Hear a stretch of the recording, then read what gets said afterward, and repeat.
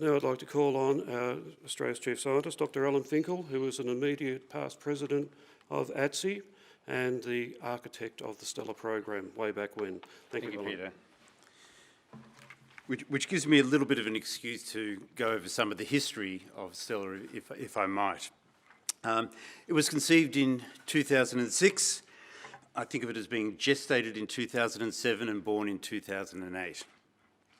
So in those 9 years, as you know, it's just grown and grown, and now it's in, you call it 500, I like to think of that as more than 20% of secondary schools. It's probably more than 25% or even 30% of addressable secondary schools, because not every secondary school it's going to be appropriate for. So 2 questions that spring to mind. The first one is, what were the circumstances of its conception, and what is the secret of its success? So back in 2006, there was already strong awareness that participation rates in Year 12 science were just going down, down, down. And it was a steady decline, and not enough students were choosing the sciences and engineering. And so ATSI, the Academy of Technology and Engineering, it was concerned. And I remember joining a committee of about 5 or 6 fellows who were sitting around a table, flicking through a pile of documents about this thick, which was a little summary per page of each of the extracurricular activities that were available around Australia. And they were actually looking to think about what could they do, you know, the 201st extracurricular activity. But I was a new kid on the block, and when you're new, you always look at things differently. And so, you know, I said, look, if we haven't stopped the decline with 200 programs, what is an extra program going to do? So in their true management style, they sort of said, well, you know, smarty pants, what would you do? So I spent a frenzied weekend doing internet searching and thinking and talking to a few people. And I decided that whatever we did as a national academy, we had to deliver something that was national in scope. And equally, if not more important, it had to be in curriculum rather than extracurricular. So the only voluntary step is the school saying, we volunteer as a school, but then all the kids at the time was only for Year 9, all the kids in a particular year level would then do that program. And we chose at the time Years 9 and 10 as the sweet spot for trying to capture the interests of kids before they had to make what ultimately becomes career-defining decisions going into Year 11 and 12. If, of course, universities still had prerequisites, which they don't, but they should. But that was a political comment, so strike that from the record. So that gave us the scope of what we wanted to do, but what was the value proposition? Ideally, the unique value proposition of what we were trying to do. And the clue, Peter's already given it away, it's in the R in Stellar. R stands for relevance. It's incredibly obvious, but it's not always used. And by relevance, we're really saying set the context first, get the kids interested in what it's all about before teaching the theory, which, as I said, is very obvious, but not all that often used. So that gave us the value proposition, but it's not enough. You still have to get everything else right to make a successful program. So we worked hard to incorporate the modern principles, inquiry-based learning, having the students work collaboratively in teams, and have motivational themes with each of the activities. But even that's not enough, because we didn't want to just teach the students how to learn. We wanted to make sure that there was deep science, deep discipline knowledge conveyed through the Stellar program. In Stellar, I can say the science, when it is delivered after the context, is always serious science. It's never shallow.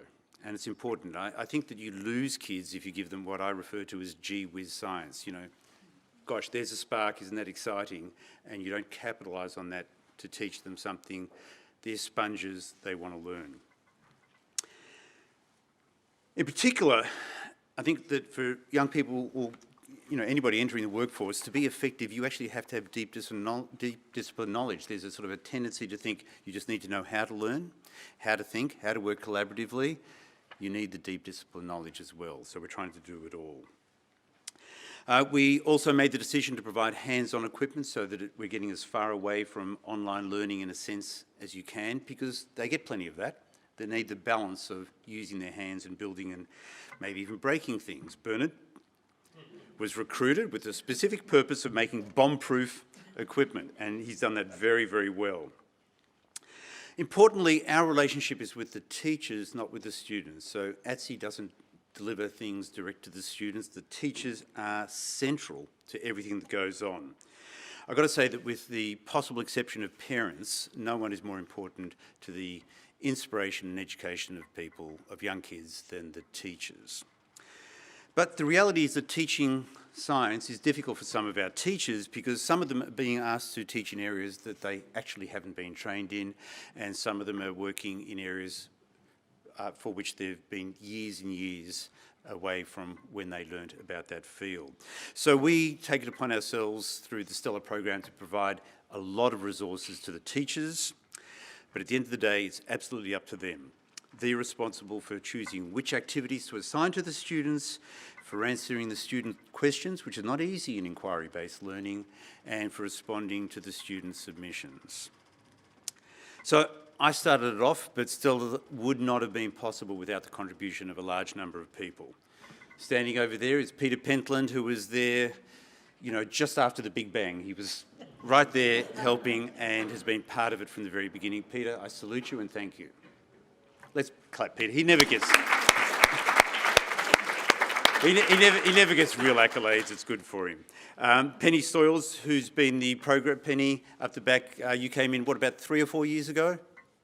I'm exaggerating, 1.5. But Penny, you've been fantastic. You've allowed Peter to diversify what he's doing, and I only hear good things back from the field about you. Jenny Sharwood was the original person who we employed to do the actual hard work of writing the curriculum based on the concepts that we delivered, and she did a wonderful job. Of course, it would not have been possible without Margaret Hartley, the CEO of ATSE, providing what I would call unwavering support. So thank you, Margaret.